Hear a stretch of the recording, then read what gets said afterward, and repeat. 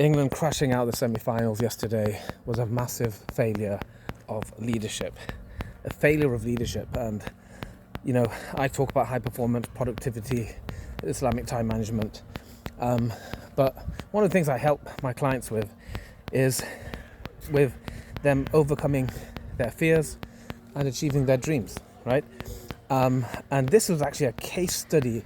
I think the whole England team and our history is a great case study in terms of the danger of letting you have your fear of failure override your courage to pursue your dreams. Tuchel was brought in precisely because Southgate, I think there were bad narratives about him. Southgate did his job. He took England at a position, a bit like Arteta, right? Took England at a point where they were failing, right? They were a joke, right? Everyone had given up on them. And he took them to World Cup semi-final, quarter-final, to Euro finals. He overachieved in a way, right? He did his job. He wasn't the man to get us over the line. And we remember in Euro 2026, everyone was so frustrated with how negative he was. Same thing happened. We get 1-0 up and then we just defend. And as a result of that, we end up losing. Thomas Tuchel was brought in precisely to change that narrative. He himself, if you remember the Croatia game, he said that, if we want to lose, we lose on our terms. And then what do? He showed some courage. He has shown courage. He's made courageous decisions with the squad, courageous decisions with some of the substitutions. But then when it mattered most, the semi-final, this was the one game, which is he was hired for 2 games to win the semi-final, get us in the final, and ideally win the World Cup. This was his first hurdle. We did the hard part. And the funny thing is, you look at the first half, and we matched Argentina. Argentina were struggling. They were disrupting the flow of the game. When it came to the second half, as soon as we scored the goal, everything goes wrong. And 30 minutes, we go all defensive, put 10 men behind the ball, allow Messi to play. That was a failure of leadership. It was a failure of leadership in terms of, who was a captain, who was trying to organise.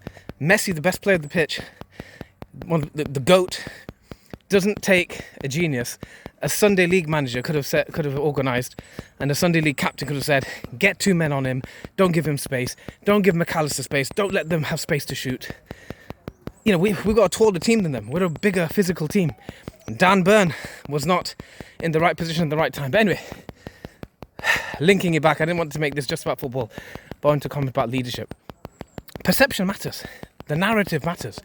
And as a leader, a lot of it's about the philosophy and about the feelings you evoke in your team, right?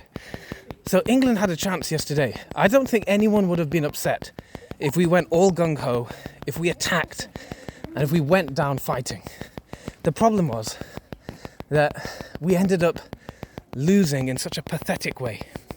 Losing in a manner where we're just like putting up the white flag and saying, yeah, come at us, and we're just going to defend and put all 10 men behind the ball. And just, it was pathetic, it was embarrassing.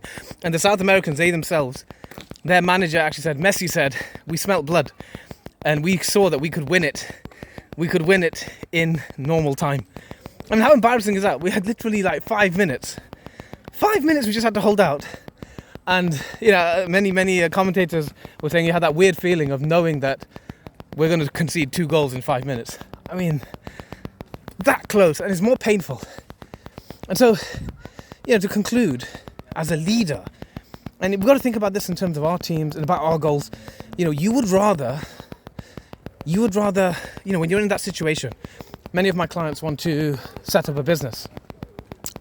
Many of my clients want to, achieve a promotion. And when you have at that crossroads, you've got 2 options.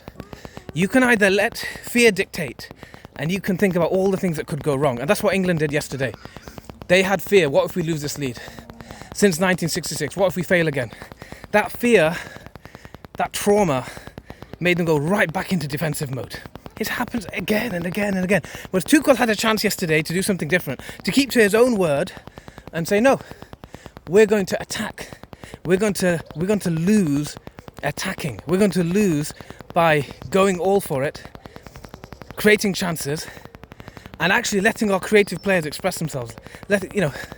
Argentina were terrified of Bellingham. They're terrified of Kane being in the box. They had 2 defenders who were on yellow cards, but Kane and our attack we're not pushing them, we're not pressing them. And it's the same in life. If you are thinking and dreaming of setting up a business, right, you could think about all the risks, right? Or you could go out on a limb and say, well, you know what? If I don't try, I'll never know. And yes, and one thing about all entrepreneurs is they know that you might have to fail 1 time, 2 times, 3 times, 4 times, and it's the 5th idea, the 5th iteration, which actually works. And you've got 2 choices. You can either fail slowly, and that failing slowly can take years and years and years. And that slowness actually is what causes you, the market catches up, the market moves on, and your experiments are so slow, there's no momentum. Or you can be courageous and fail fast, get something out there, and produce and serve and give value. And one of those experiments is going to work. So, anyway, it was bitter, but I hope we can learn something from the experience. Let me know your comments and reflections. What did you think about Tuchel's leadership? Do you think he should be sacked? Do you think he was the right man for the job? Who do you think should be the next manager? What has this taught you about leadership and high performance in your own life and in your own teams? Jazakallah khairan. I'm Tuchel Imdad. Assalamu alaikum.